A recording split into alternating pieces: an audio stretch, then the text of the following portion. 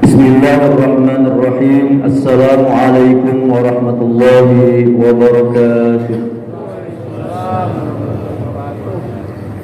Belum kompak jawab salamnya. Assalamualaikum warahmatullahi wabarakatuh.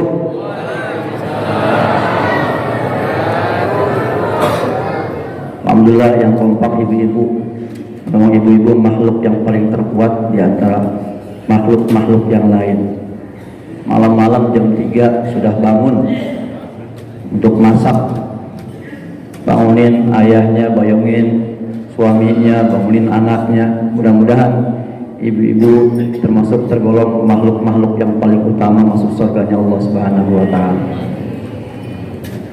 Amin. Alhamdulillahirabbil alamin. وبه نستعين على أمور الدنيا والدين والصلاة والسلام على أشرف الأنبياء والمرسلين سيدنا ومولانا محمد وعلى آله وصحبه أجمعين أما بعد قال الله تعالى في القرآن الكريم أعوذ بالله من الشيطان الرجيم بسم الله الرحمن الرحيم إن هذا القرآن يهدي للتي هي أقوم ويبشر المؤمنين الذين يعملون الصالحات أن لهم أجرا كبيرا وقال رسول الله صلى الله عليه وسلم خيركم من تعلم القرآن وعلمه.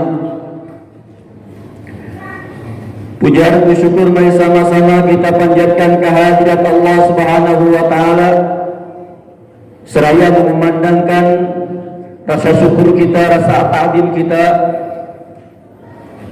takdir kita berkehendak ditakdirkan oleh Allah Subhanahu wa taala bisa berkumpul, bermuajahah, bertatap muka di masjid yang kita cintai ini dalam rangka menggugurkan kewajiban kita yaitu salat Isya berjamaah.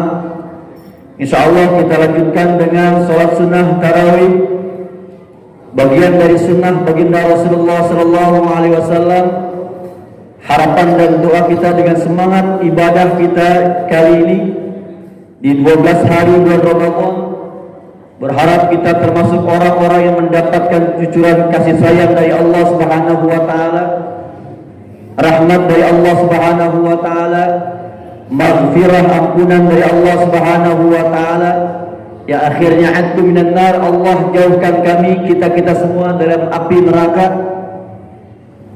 Ciri-ciri orang yang dimuliakan oleh Allah Subhanahu wa taala salah satunya adalah asar buahnya, tampaknya dari hari pertama sehingga hari ke-12 ini ada kesenangan, ada kedamaian, ada mukanya berseri-seri. Itulah gambaran orang-orang yang ahli surga. Amin.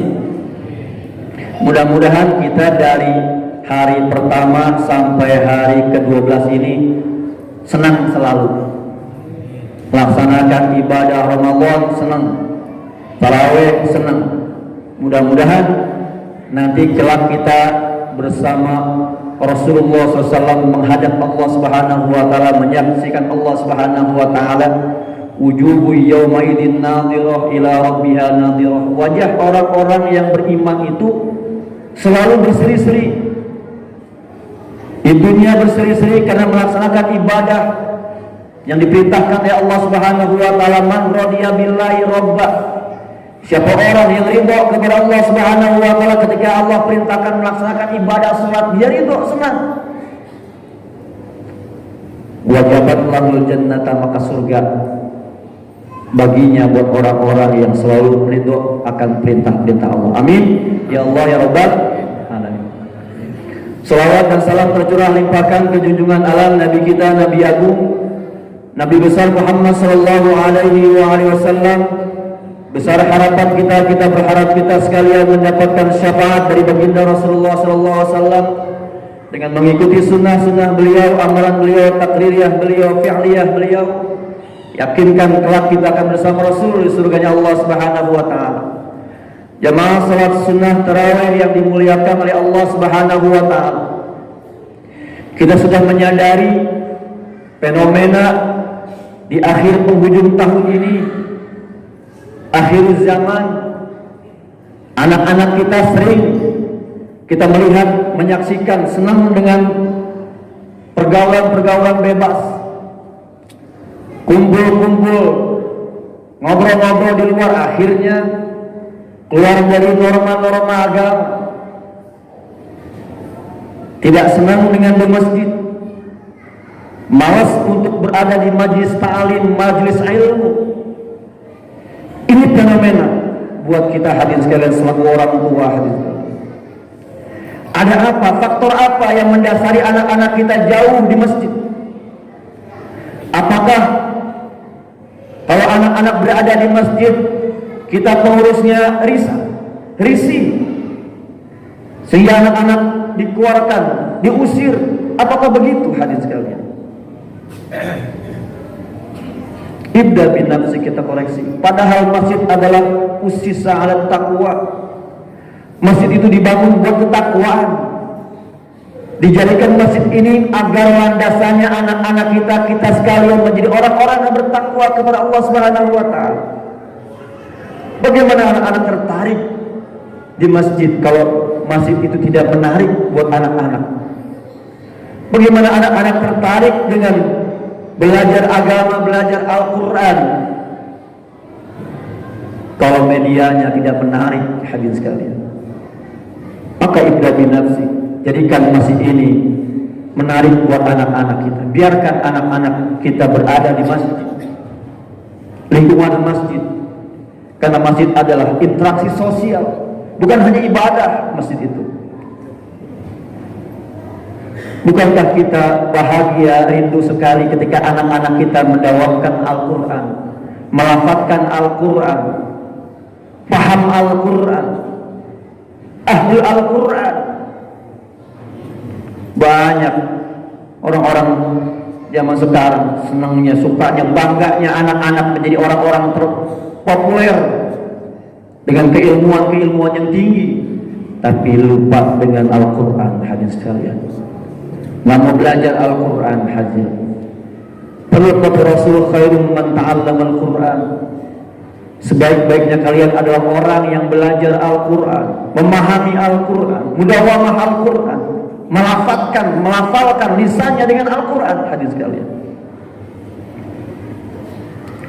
Pada Rasul sendiri menggambarkan bagaimana ridhonya, bagaimana rindunya surga terhadap orang-orang yang gemar membaca Al-Quran, ta'al Quran hadirin sekalian. Maka ibda bin nafsi, kita koreksi diri kita, koreksi anak-anak kita.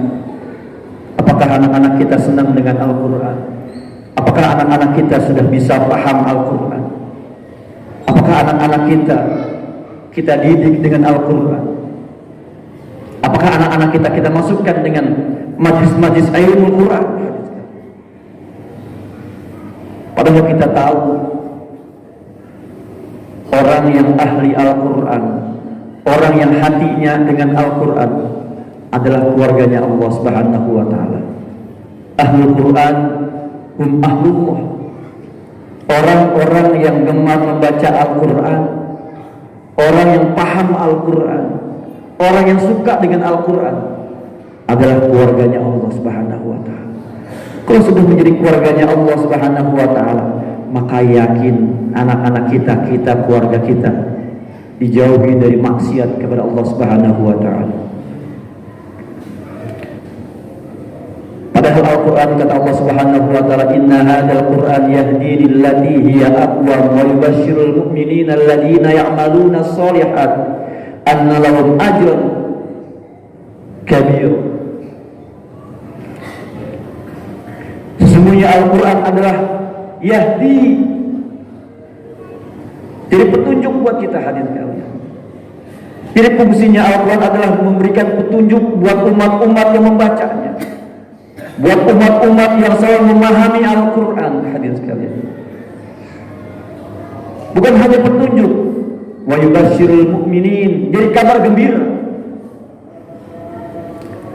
Bukankah logikanya kalau kita membuat sebuah barang elektronik atau mobil umpamanya, ketika kita membuat mobil, pasti di situ ada buku petunjuknya hadirin sekalian. Andai kata rusak, mana yang rusak, posisi mana yang rusak, kita bisa melihat buku petunjuknya. Sama dengan Al-Quran hadirin sekalian. Kalau kita sakit, badan kita sakit, jiwa kita sakit, rohani kita sakit, pikiran kita sakit hadirin sekalian, maka buku petunjuknya adalah Al-Quran. Yahdi billati hiya aqwam. Petunjuk jalan kebaikan, jalan yang lurus hadirin sekalian. Maka jadikan Al-Quran sebagai petunjuk.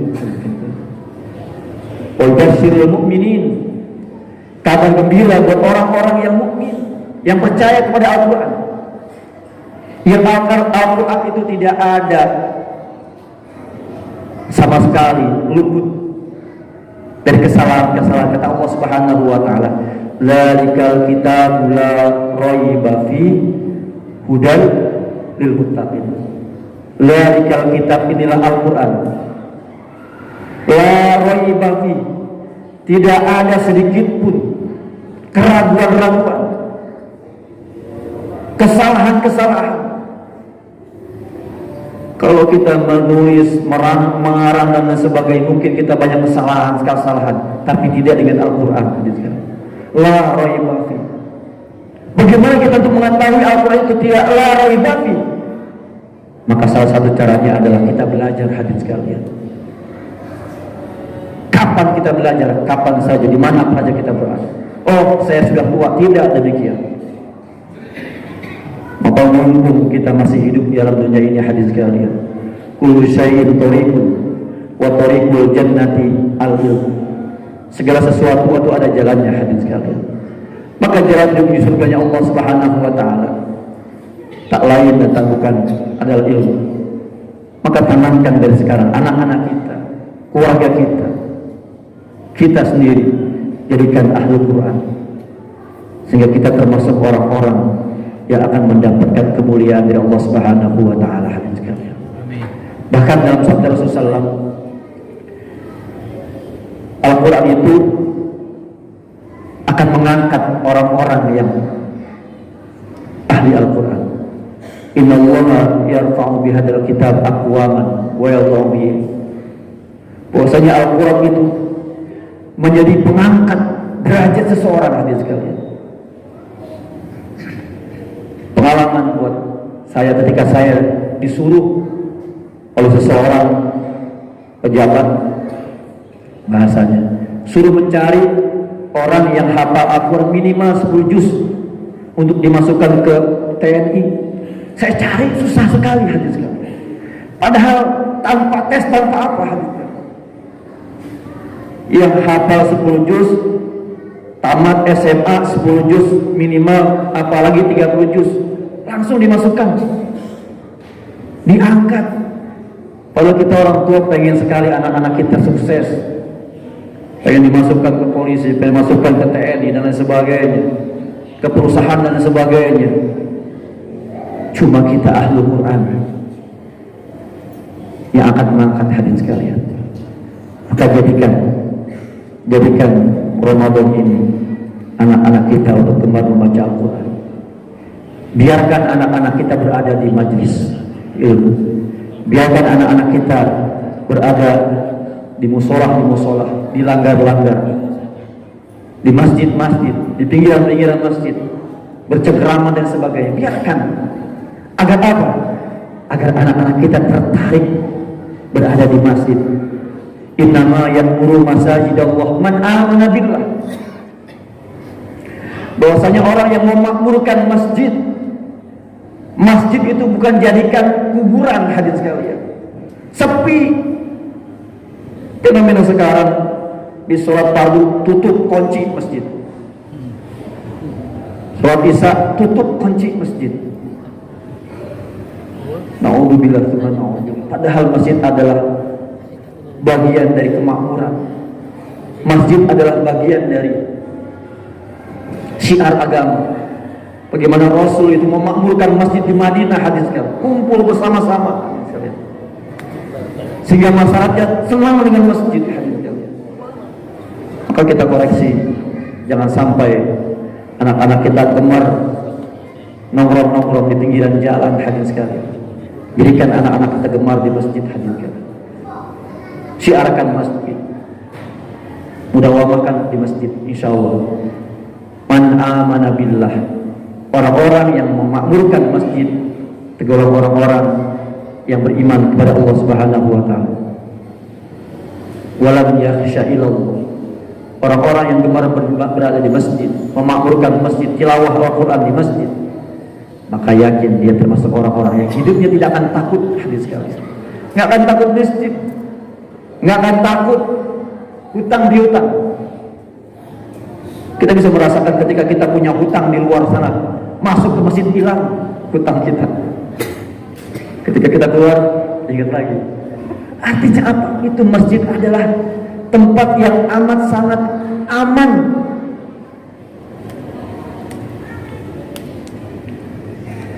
Maka gemarkan anak-anak kita untuk tertarik di masjid, memakmurkan masjid, tilawah Al-Quran. Insyaallah hidup dan kehidupan kita dimuliakan oleh Allah Subhanahu wa taala. Amin ya Allah ya rabbal alamin. Mudah-mudahan Ramadan kali ini Ramadan yang berkualitas, anak-anak kita mudawamah Al-Quran, mempelajari Al-Quran dari mulai bacaannya, dari mulai pemahamannya, dari mulai akhlak-akhlak Al-Quran. Insyaallah anak-anak kita menjadi selamat di dunia, selamat dalam akhirat, berkah di dunia, lebih-lebih berkah nanti dalam akhirat. Amin ya Allah ya rabbal alamin. Assalamualaikum warahmatullahi wabarakatuh.